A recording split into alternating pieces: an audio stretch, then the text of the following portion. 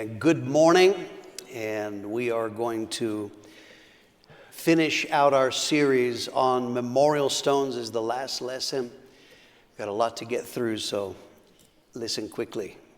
Let's begin today's lesson. First issue I want to talk about is the preparation for succession. I am telling you in all of this series of our church and the founder of our fellowship, my father, Wayman Mitchell, he had led us from 1970 and on. And so a wise leader prepares for the future. A wise leader is preparing for the day when he will be gone. And so in order to prepare, a wise leader has to develop a successor, someone who will continue the work once they're gone. Years ago, I had someone ask me, what will I do one day when Pastor Mitchell's gone and he has chosen a successor? And the nature of the question is, of course, because of my relationship with my father, how would I handle when he chose a successor? And my answer was, I will assume that just like Pastor Mitchell heard from God and had wisdom in everything else, that he heard from God and used wisdom in choosing a successor, and I will get behind that choice. Of course, I had no idea at the time that that would be me. I assumed that would be somebody else. Lisa and I went to South Africa in 1997, and I told last lesson, God supernaturally helped us to establish a church there, became a conference center. We built a building. We planted churches. God helped us wonderfully. 2004, we hit the 7-year mark of being in South Africa, and I began to feel unsettled, restless. We loved it in South Africa. I was not dissatisfied in any way. I had felt this feeling before. I knew that God was preparing us to move on and do something else. I had no direction for that. Talked to Lisa, she agreed. Felt the same, and so in the absence of direction, we had been 7 years in South Africa. We had spent 2 years before that in Australia, so we had been 9 years away from America. And so we decided it would be best to return to the United States with no direction, just using logic. We only had one church in Miami, Florida at that time. So Lisa and I just kind of roughly agreed, let's go pioneer in Miami, Florida. Right after making that decision between ourselves, Robert Polacco, one of the other missionaries, he asked me to go with him to a mechanic that was near my house. I went with him. This is man is a total non-Christian, chain smoking. He hears our accent and asked us while he's looking at the car, "What are you doing here?" And we told him we're preachers. We're here to tell people about Jesus, help people build a work for God. And the man looked directly at me. I don't know if he pointed with his cigarette, but he looked at me and he said, "You should be in Turkey. You should go to the nation of Turkey." He didn't say it to Robert. He wasn't talking like in general. No, he said to me, "You need to go to Turkey." Robert laughed, like, yeah, Greg, you need to go to Turkey. Like that was a great joke. I thought that was weird that guy did that. When I got home, I told Lee, "You're not going to believe what happened." And the guy looked right at me and he said, You should be in Turkey. And Lisa's eyes got wide. She said, "Greg, this morning when I was praying, God spoke to me and said, we need to go to Turkey." And I said, "No." I had no interest in, we'd already been 9 years overseas. It ever occurred to me. And I just said, no. So I thought, I'm going to call Dad. I'm going to call my pastor. I'm going to tell him, I said, this mechanic, that happened. And then Lisa said, and what I was expecting him to say was, "Don't be stupid. You've already been overseas 9 years. It's time to come home." That's not what he said. Instead, he said, "Could be God. You should go check it out. And I was like, no, that's the wrong answer. And I struggled. I want to tell you, I did not want to do this. I dutifully booked a ticket to go and scout the land in Turkey, to go to numbers of cities and look around for the prospects of pioneering. I still remember to this day flying on British Airways from Johannesburg to Istanbul, Turkey. I was wrestling with this, but I had made a deal years before. God, I'll do anything you want me to do. And on that plane, I just made my seat an altar, and I prayed and said, God, I do not want to go to Turkey, but clearly you're doing something. If you want me to go to Turkey, Lisa and I surrender, we will go. Landed, looked around Istanbul, met a number of people, went to Ankara and a few different places. Near the end of that trip in scouting, I felt God speak to me, this is not for you. It could have saved a lot of money and time if you'd have told me that back in Johannesburg. I thought that was really weird. Why would God do that supernaturally to get me here? Don't know. Went back, flew back to Johannesburg. It was only weeks, maybe a month later. It was conference. Dad came to conference. And one morning he said he wanted to talk to me. Went in the office and he spoke to me about the future. At that time he said, I'm 75 years old and it's time to prepare for my succession. And he told me what was needed in being a leader. He explained why some men, some leaders would not be suitable. For instance, he felt having someone who had no connection with Prescott, that would probably not work well.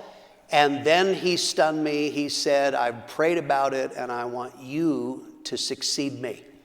And he said he had heard from God, but apart from that, using holy logic, he explained his reasoning. This wasn't pulled out of the air or simply because I was related. He explained experience. I have done literally everything you can do in ministry in our fellowship. I started as a concert director on staff. I have pioneered churches. We've taken churches. I have evangelized.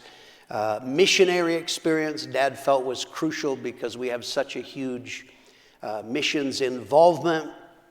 We had spent 7 years in South Africa, 5 years or so in Australia in ministry outside of America.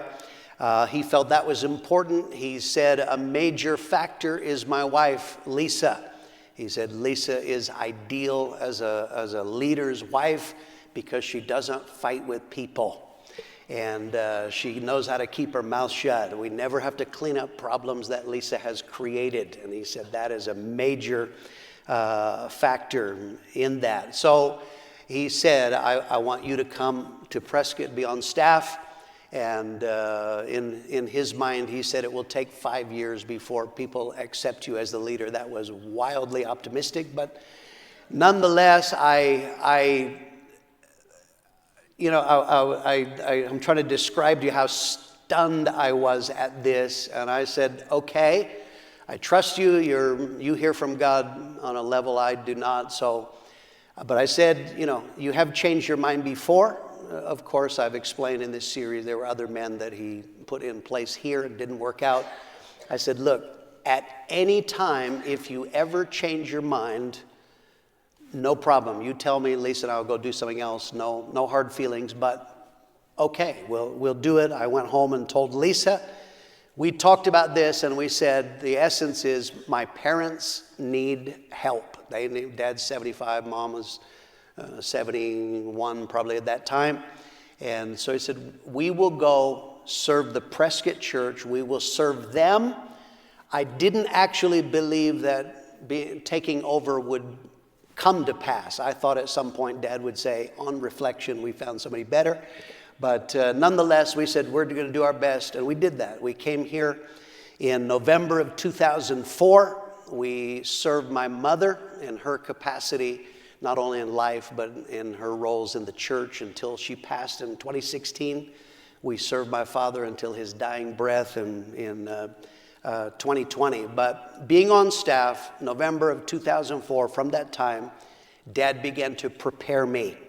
He talked over every decision. He talked over every crises that came up in time, because he wanted me to know how he thought, not just what he did. Why did he do it? So he explained in great detail how he approached things. He talked over decisions that he was making. He talked about people conflicts and all kinds of things. At times he would test me. He would ask me, what do you think that I should do? These are things that are beyond my experience. He wanted to know if I was thinking like him. Was I approaching it like him? There were times he put very difficult, disciplined decisions on me, made me handle it for the purpose of character development and testing me in that way. Involved me in conflict meetings. In leadership, sometimes you have conflict meetings. I got to see how he handled those. He involved me in international church planting meetings, in the decision of why are we going to send a worker and where, and he involved me in all of that. I asked lots and lots of questions. That's how you learn. I asked about the past. I asked, how do you approach this? I asked what he saw in the future. And then, of course, Dad, as a wise leader, he gave me exposure, wide exposure. I began preaching permanently on a nighttime slot, Wednesday night of conference. I probably started doing that in 2006 or 7, from my record, probably 2006. Clearly, there were other men that were better preachers. Dad was, number one, letting me develop in preaching. But number two, he was sending a message. And he wisely did that. If by the time I took over, if anyone was surprised by that, you probably didn't do very well in school either. You probably missed some things, because he was clearly sending a message. So that is preparation for succession. Let's talk secondly about the Australian rebellion. It's fitting in this final lesson that we talk about Australia again. So central to my father's ministry, and of course my life and ministry as well.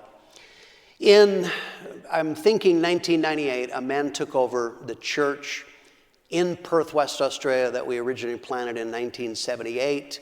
Now it's located in a place called Beachboro, that's just a suburb of Perth. This man then became the leader of all Australian works in Australia, and internationally they have a wide number of works all around the world. But this was a problem, because he immediately began to shift the church in unhealthy ways. One of the things he did was that he shifted the emphasis of the church to money, because that was his heart. I was with him one day, and he told me out of the blue, made this statement, I'm basically a millionaire. Like, I wasn't asking that, and I don't know if you are aware, that's probably not, that's rude. Just be telling people, but what does the Bible say? Out of the abundance of the heart, the mouth speaks. That was what he loved, was money, investment, properties, and that's what he talked.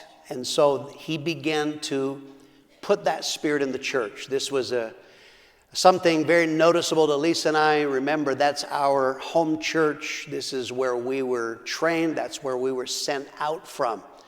The church in Perth. Now to come, we have family and friends in the church, or we come back for a visit. And to see, when we left, it was evangelism, discipleship, doing the will of God. And now you come back and people are talking about money, investment, properties, and whatever. This man proselyted in a large group of people from another church. They were Romanian Pentecostals, already existing Christians, a large group of them. He proselyted in. They were not like us, but they were numbers, which were important to him.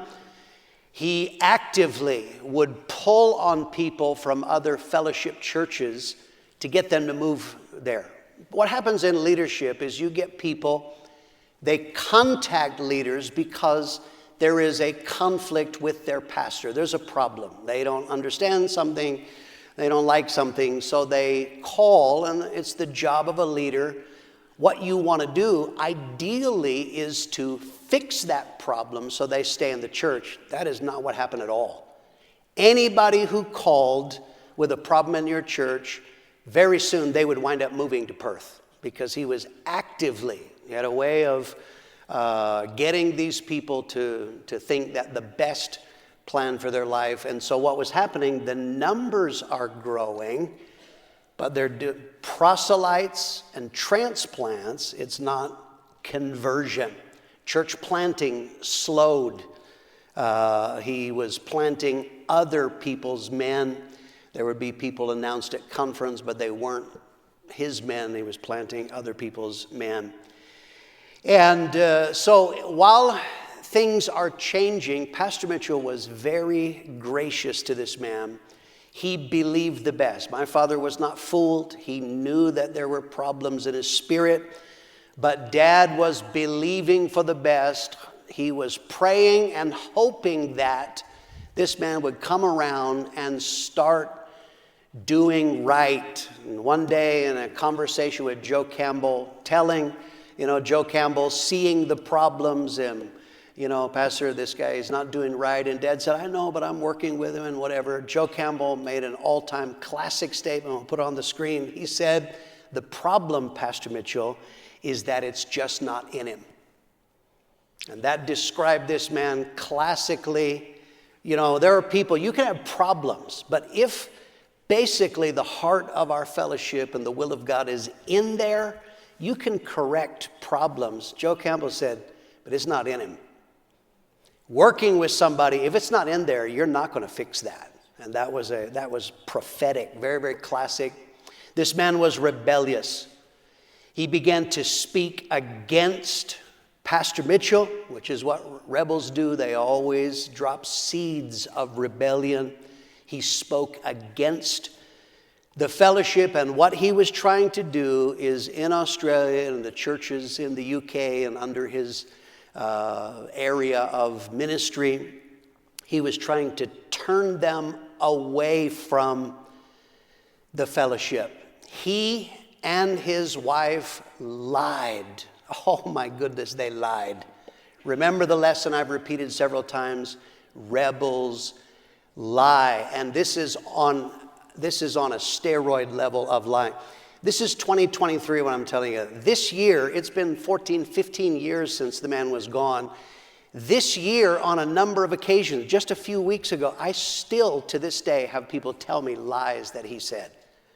Like incredibly, lies about Pastor Mitchell that were not true, about American leaders in general, or even about me. And the idea of doing that was he was trying to put American leadership in a bad light. He was using a strategy of rebellion that often people in other nations use. He was using nationalism.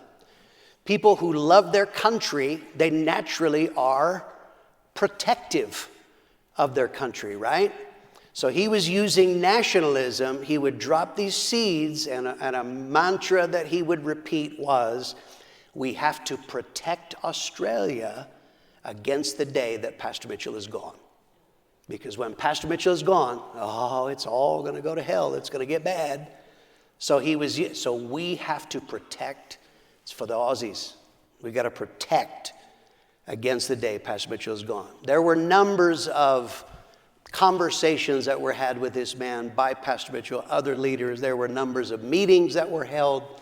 There were numbers of confrontations that took place. It became very clear this man was heading for rebellion. This was going to end ugly. The point when a rebel lies, the point when a rebel seeds and tries to turn people, it's because they're planning on leaving. And that became absolutely clear. But here's the problem, is that you have to, while trying to protect, you have to protect people at the same time. So even though everything within you may want to tell people, listen, he's a dirty dog rebel, you can't do that. Because you have to have people survive spiritually. If you just come in and say, this guy's a devil, you make everybody suspicious of everything they're doing. The problem is, if he's ever gone, they will just transfer that suspicion to the new guy. So this is a balance. Lisa and I, it was a struggle because we had family. We had to bite our tongue. We never bad-mouthed and openly told family or friends what we actually thought, because we were trying to preserve their salvation, and that's what Pastor Mitchell did as well. We reached a tipping point in Australia where it became clear something had to be done. Darrell Elliott came into the church. He was actually from Geraldton originally. He had been a missionary for a number of years in New Zealand, so now he came into the church and he realized that something was wrong. He realized the same thing that I had told Pastor Mitchell when I would go for family visits and would see the church in a regular service now. I said, he came to this conclusion. The problem is it's very different than it is at conference. Conference, you have everybody there, it's excitement, it's like, woo, we're doing the will of God, but then it's in the regular services. And he said, no, something is changing, it's very unhealthy. Darrell came to, I can't remember if it was when Pastor Mitchell came there for a conference or he came here. He asked Pastor Mitchell, he finally became so troubled, he asked Pastor Mitchell, is this man who is the leader, is he in right relationship with you? And again, my father was gracious, trying to protect him, preserve. He did not openly just said, nope, he's a dirty dog rebel. But Darrell understood this man is not in right relationship with Pastor Mitchell, so we're in trouble. He began to see that what the man was doing was wrong, and he personally made a decision for our children and for future generations. I am going to have to make a stand. This man called Darrell one day. Darrell would have been one of the older pastors, was attended leadership meetings there in Australia. The man who was a leader called one day. He was mad at another leader and was rallying. He wanted to terminate him. He wanted to remove him. And so he was calling Darrell to get his support so that he could kill the other guy. And Darrell asked him a question. He said, do you mind if I call Pastor Mitchell and ask his opinion? There was silence, and the man said, well, that depends on what you're going to tell him. And so, but it became clear that for him to call his pastor, the leader's pastor, Pastor Mitchell, to ask for his advice, that would not be perceived well. But Darrell called. Pastor Mitchell happened to be out of town, so he wound up, got a hold of me. I was the one, got the message, and I called him back. He asked very direct questions, and so now he was explaining what was troubling him, the things that were happening, and I then began to explain the full perspective of all that had been going on and in there. And so he wound up having a conversation with this leader and told him directly that he felt he was wrong, not in right relationship. The moment he did that, he began to be targeted by him. Very interesting, in the July 2008 conference here in Prescott, you know, the leaders pray for. When my dad was alive, they prayed for him as the leader of the fellowship every time. That would be the final act of the conference. July of 2008, Pastor Paul Stevens, one of our leaders in our fellowship, Board of Elders member, gave Pastor Mitchell a word, and he said, on an international level, in the next 6 months, God is going to sort out some problems that have been troubling you. That was a powerful word. I want you to see, I'm showing you pictures from my dad's Bible. I want you to show you, there's a fascinating picture. I want you to see here that verse 18, which is underlined, let the lying lips be put to silence, which speak grievous things proudly and contemptuously against the righteous. He put this man's name, Vickery. That is the man's name, David Vickery. August of 2008. I want you to look down at the bottom. The Lord preserves the faithful and plentifully rewarded the proud doer. Look at what my dad wrote. This is now a prayer that he wrote in August of 2008. Let me see it, Lord, this year. Fascinating. Pastor Stephen said within 6 months, it's going to be sorted out. That was, my dad grieved for Australia. He loved the Perth church, loved Australia and the works. And he said, Lord, sorting out lying lips and preserving the faithful and reward the proud doer. He said, oh Lord, let that happen this year. Some leaders came and met with Dad. We had the men's rally at one of the high schools in Phoenix at that time. Numbers of us, there was probably 5 or 6 leaders, we met with Dad in December of 2008 to discuss all that it was boiling very heavily. It was clearly headed for rebellion. And the advice of all of the leaders was, Pastor Mitchell, you need to remove that man. If you don't, he's going to take all of these churches out of the fellowship. They said, remove him. And Dad's initial response was, no, if I reach in and remove him, it'll make him a martyr.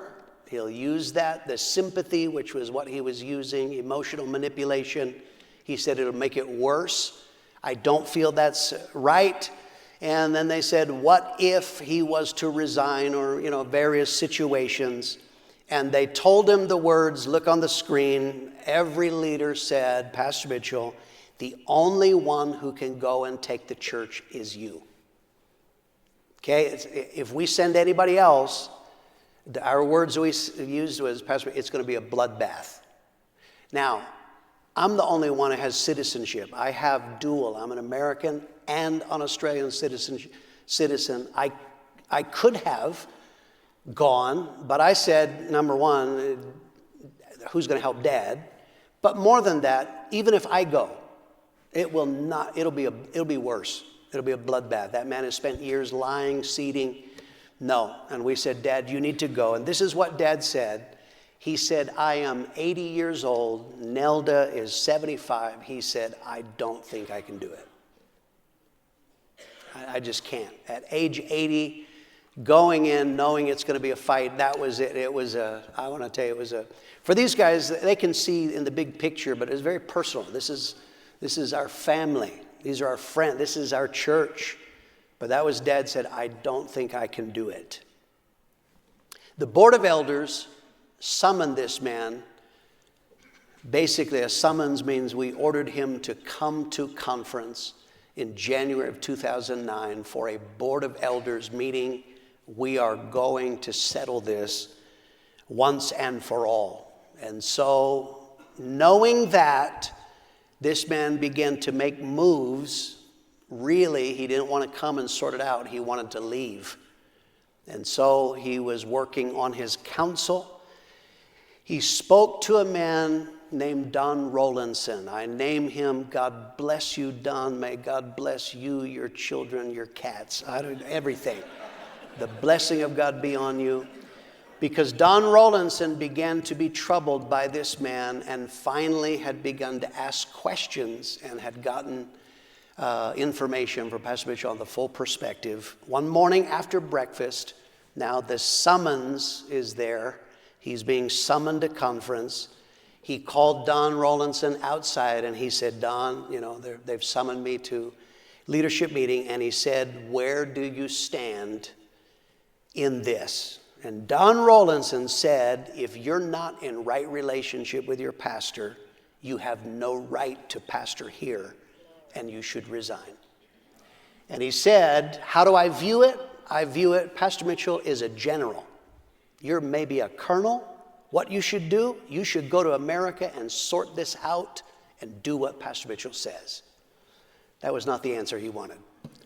But that was what he told him. This man was an emotional manipulator. He would use sympathy as a weapon to manipulate people to his will. Daryl reminded me of this. He said at some point we were discussing this when there was a conflict. Apparently, I told Daryl, I said, I predict this Sunday he will cry in church. And Daryl then thought, well, I was a prophet, because sure enough, that Sunday he was talking about Saul persecuting David, and he began to cry. That was how he operated. So when Don Rollinson said, no, you need to sort this out, he called a council meeting. He had a 3-man council. One was Don Rollinson, who now is clearly seeing what he's about is not into him. He had another man that was a good man but had no strong opinions either way. And he had a third man who actually was a great fan of his. So he called a council meeting, and he pulled on them emotionally, told them how difficult it's been. He's under such stress and pressure. The point of him telling that was so they would say, you poor man, we need you, we're behind you. He was telling them that so they would view Pastor Mitchell in a bad light. But in actual fact, Don Rollinson brought out a resignation letter and said, if you're not going to sort this out, you need to resign. The other man who had no strong opinion agreed, I think you should resign. And the man who was a fan totally misread the emotional manipulation, because he was saying, it's so difficult, it's so hard to go on. The man said, you really do need a break, you should resign.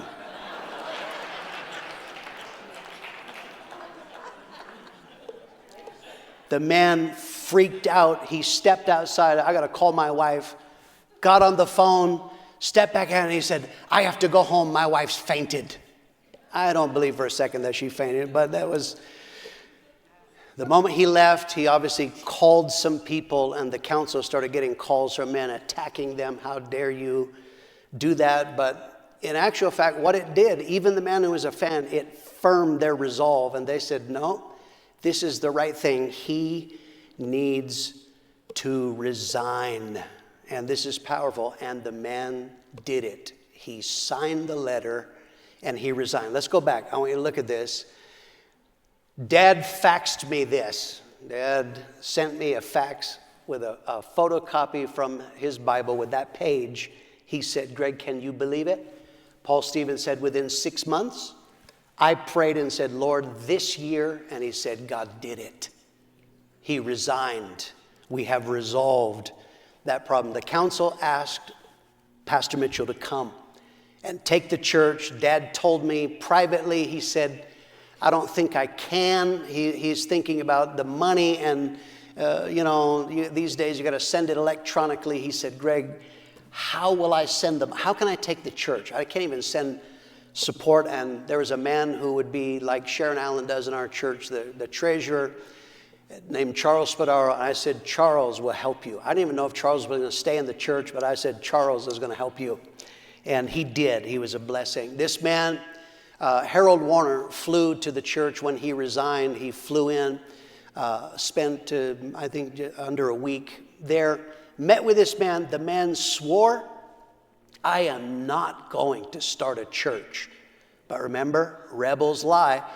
When he is swearing to Harold that he's not going to start another church, he already had made the booking at the Morley Recreation Center to start his new church. Lie, lie, lie. But he did. He started in February. It was by the plan of God. The hall was not available. It gave Pastor Mitchell a few weeks grace to come in, take the church. A few weeks later, he did open a church. He took about 175 people. And I'm sure much to his surprise, he had boasted to Pastor Mitchell, all of the Australian pastors, all of the churches in the UK, they're all with me. They're all behind me.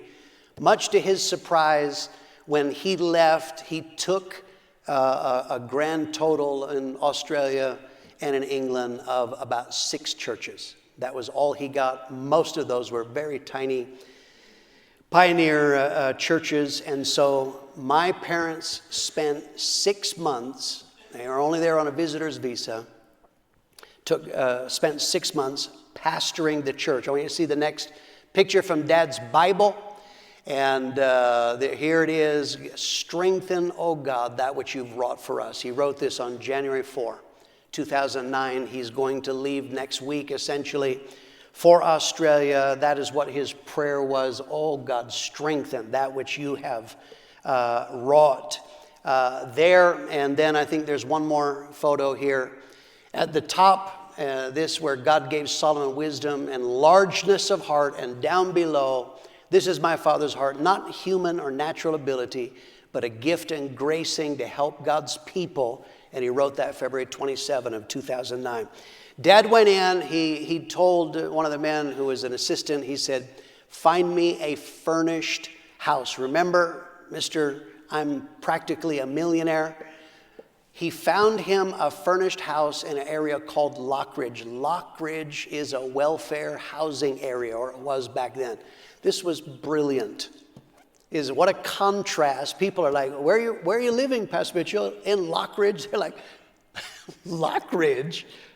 But it was great. He spent 6 months there in a humble, furnished apartment, and God did an absolute miracle. Supernaturally restored the spirit of the church in evangelism. Got some photos from Dad's 6 months there. Heaven's gates and hell's flames. He doesn't know where everybody stands, so he pulled the altar call himself. There's a revival during that time with Jerry Fussell. He had a very powerful one with Roman Gutierrez at the same week that this man was opening his rebel church. And but he supernaturally restored the spirit of discipleship. When Lisa and I went, men, women, children, dogs, and cats, everybody, chickens wanted to preach the gospel. I mean, it was the spirit. But that was gone. But when Pastor Mitchell came, he restored it. We have some photos. This is a men's discipleship class that he had. And then the next one, he went every morning after prayer. Next photo, this is at McDonald's. They called this Macca's Cathedral or Holy Macca's.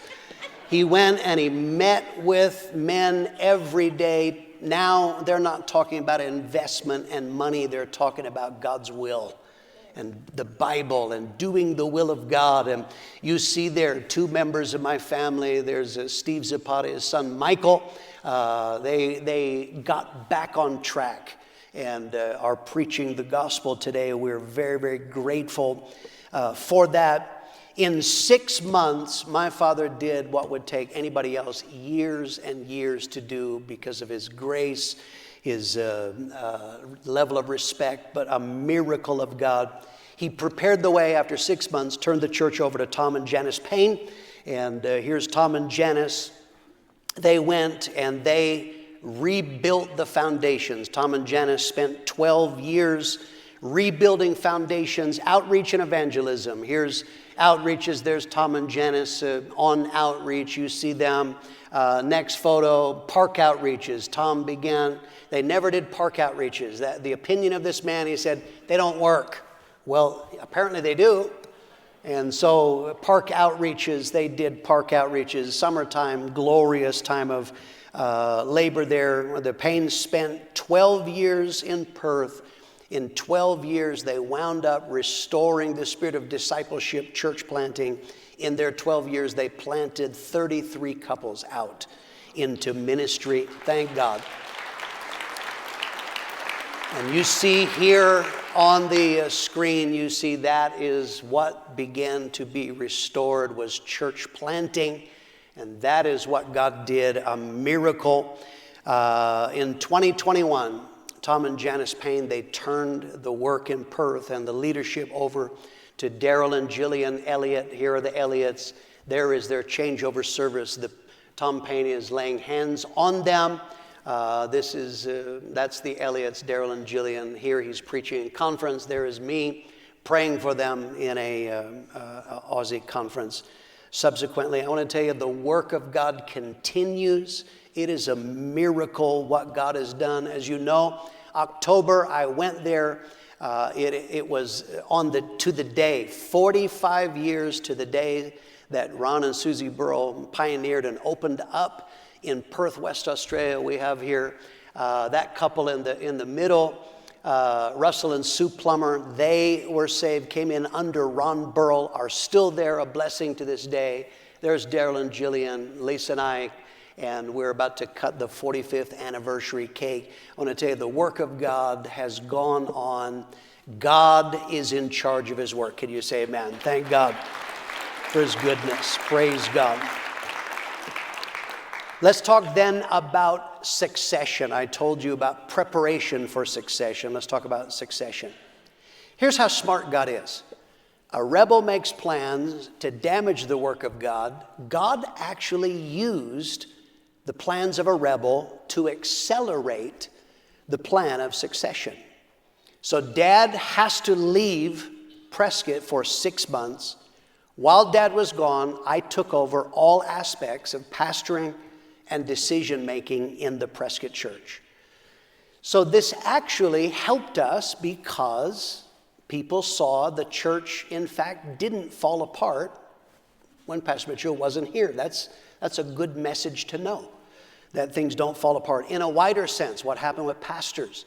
Pastors would normally have in their very difficult problems in the church that they're not sure what to do. They would call Pastor Mitchell, but now he's away and there's a 15-hour time difference. Some of them had crisis. They needed to know what to do right now. You can wait 15 hours or 10 hours or however many hours until you can speak to Pastor Mitchell. But what it did is some of them wound up calling me. And I was able to give advice, and then they saw if they took my advice and it worked out well, that actually really, really helped. But that came about because the rebel was trying to destroy. Dad made a comment, I think we'll have it on the screen. He said this over and over again. He would tell people, when I left for Australia, I handed the reins to Greg, and I never took them back. When he came back to Prescott, he did not take back over all of the aspects and church planting and many of the things. Lisa and I were able to make my father's final years of ministry enjoyable. By me taking all of the responsibility, we were able to allow Dad to travel and preach without pressure and without responsibility. When people would call and there were problems, he said, talk to Greg. If they wanted counsel, he said, talk to Greg. If there were decisions to be made, talk to Greg. He pushed it off on me. It helped him, but it was also for my development, and it was also to send a message to other people. In leadership, he did a seminar on succession and was clearly asked by someone, have you got a plan for a successor? And he said, yes, and let it be known, Greg is my chosen successor. My mother passed away in 2016, and we were then able to help Dad through the next phase of life.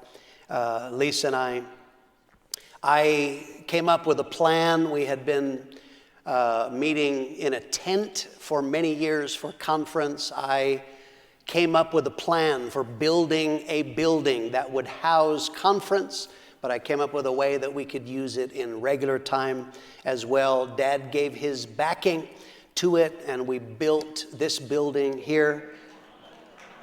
The angels are singing right there. Come on. God bless you, Randy. Randy Wowen gave me that photo. That is a fantastic photo. I like that right there. That's a favorite of mine. And so we built this building. We began meeting in 2019, I think.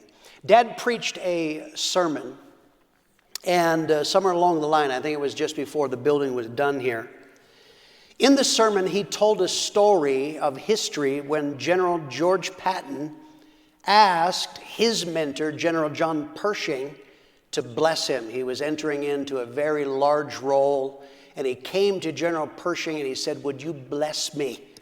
And he had him kneel down, laid hands on him, and blessed him. When Dad said that, I said, that's what I need. One morning after breakfast, I asked Dad, took him in the office, I said, I need that. Would you pray for me and bless me?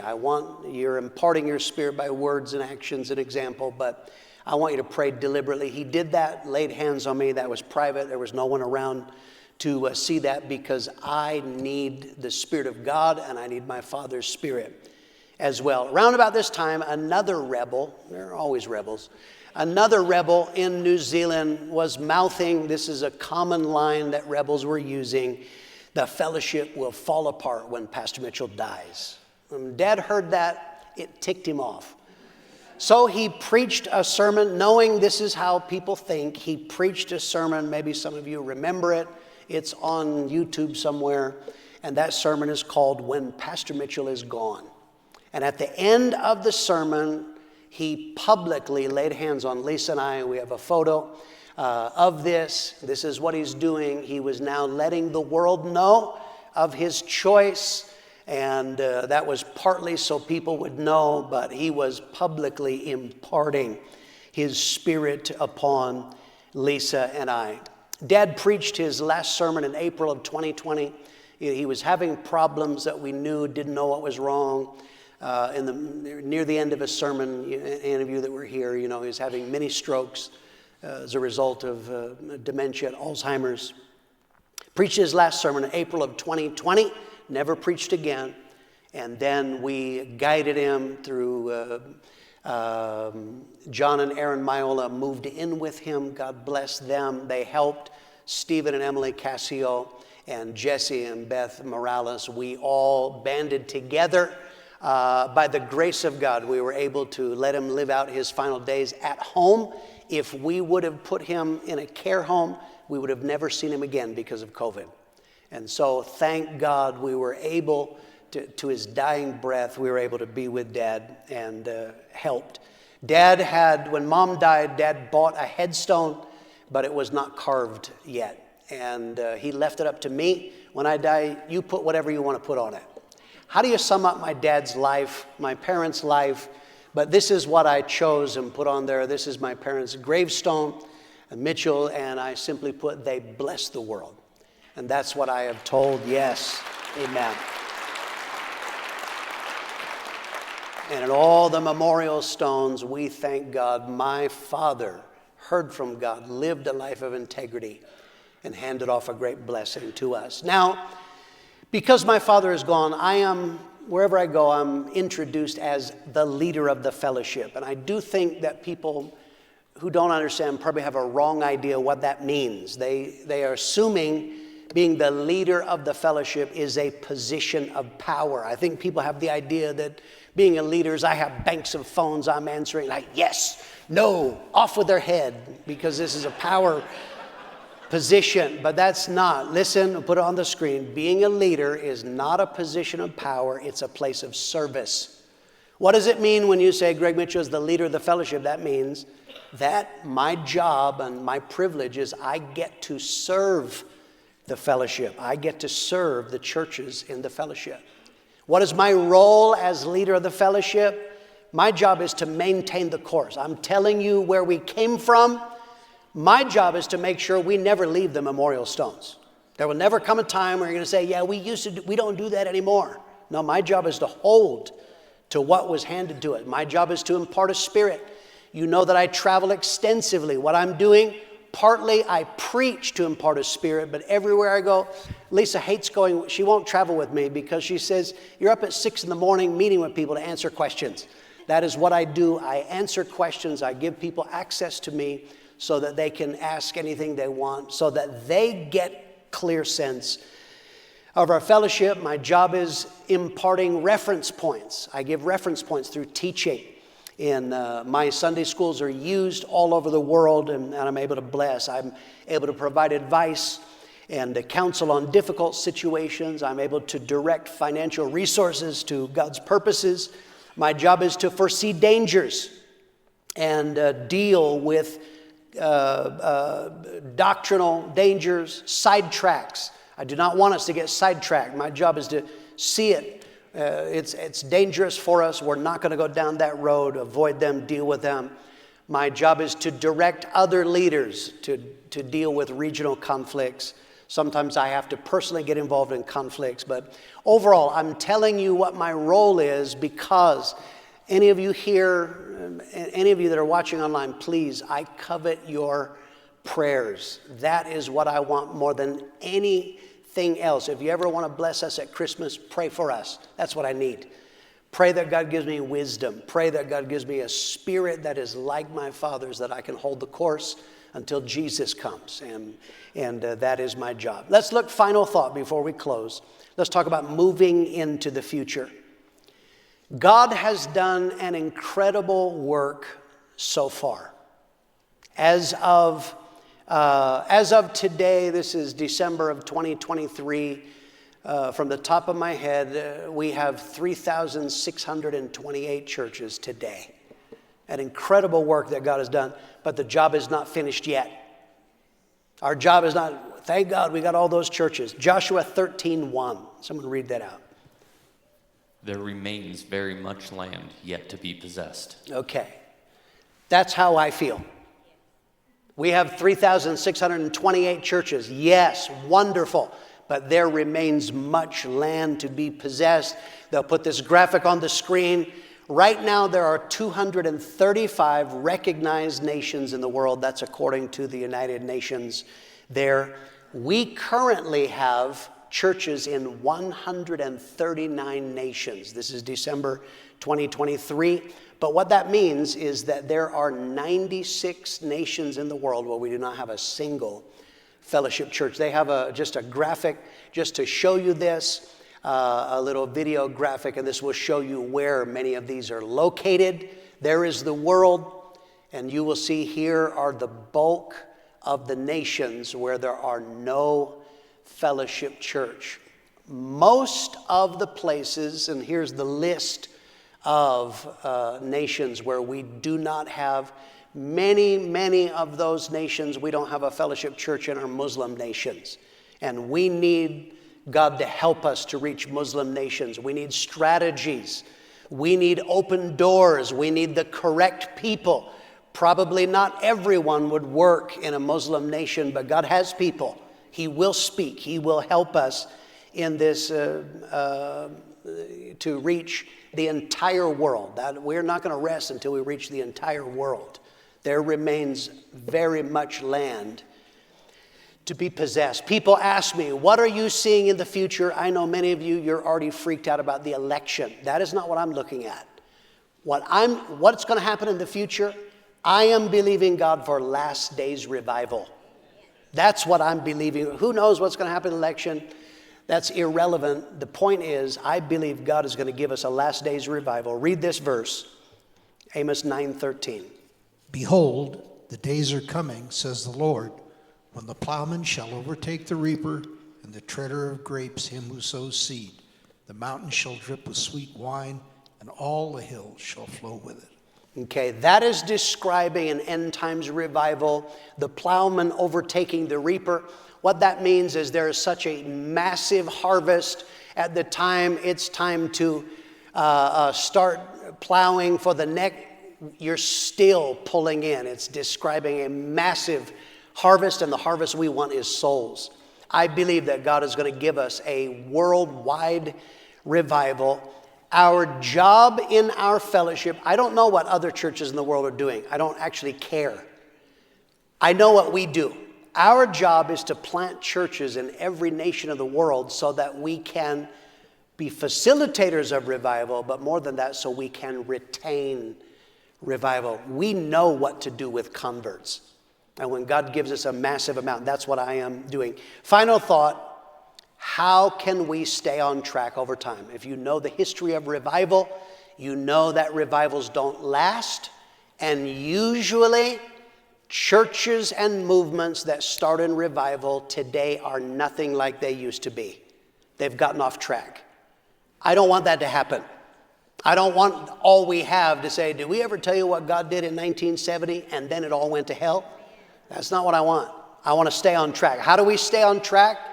Partly by what we've done. I've given you the memorial stones. These form patterns. I say people all over the world, they are watching this because there are people that did not have the privilege of being in the Prescott Church or being in 1970 or the early days when we planted churches. They don't understand where some of the things we do. So I've given memorial stones. Exodus 25:40. And see to it that you make them according to the pattern which was shown you on the mountain. Okay, we have a pattern. What does God bless? When you build according to pattern.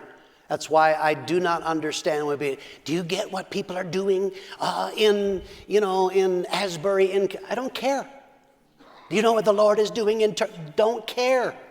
That's not of it. We have a pattern.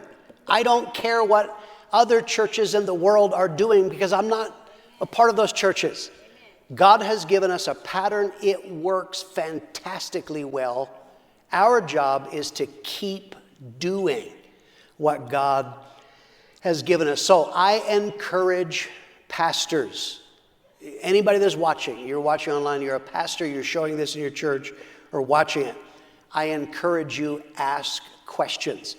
I haven't given, of course, everything we do in the fellowship. We'd be here for another 5 years. But I'm encouraging, ask questions. Anything we do has a reason. Ask. You can ask me. You can ask other leaders. Understand it for yourself. I encourage every pastor, preserve your history in your local church. One of the difficulties for me in this lesson, I have spent more time tracking down photos than I did actually on the lessons. And part of that is we have people, we're so busy working, we don't realize when there are photos and flyers and trumpet, we don't realize someday we may want to look back at those. So I encourage pastors, preserve history. Part of that is we have people that they had great photos, but they backslid. They've left and joined the Church of the Chosen Frozen, and then we can't get them. Hold on to those because you may need them someday. But apart from that, every pastor, I encourage you, memorial stones is not just something that I give from Prescott. Every one of you should be doing that. You should tell your part. I've told you along the line, I've woven in me and Lisa because it's my part. I have a part in it. You can do that. Every pastor, you should do that. You should tell your congregation and the churches under you, how did you get here? And then where does your church fit in the memorial stones? Final thought here is they can put just on the screen. This is a very lengthy. These are all of the lessons that we have looked at through. This is the 30th lesson. I have given you all of these, and I think there are several pages of them. And these are not, of course, all of the lessons. My point is there are memorial stones, and we're going to hold. How about you? How many of you want to keep doing what God told us to do until Jesus comes back? Let's praise God. Let's thank God for all that He's done. God, we are grateful. Grateful for the privilege of being a part of your great work. Oh, God, help us to stay on track. And God, every person that is watching this online and every church, God, I am asking that you will grace them and cause there to be a spirit that is imparted all over the world. We want to stay on track, and we'll do that by memorial stones. In Jesus' name, amen. God bless you. And the service will start. Amen. Thank God.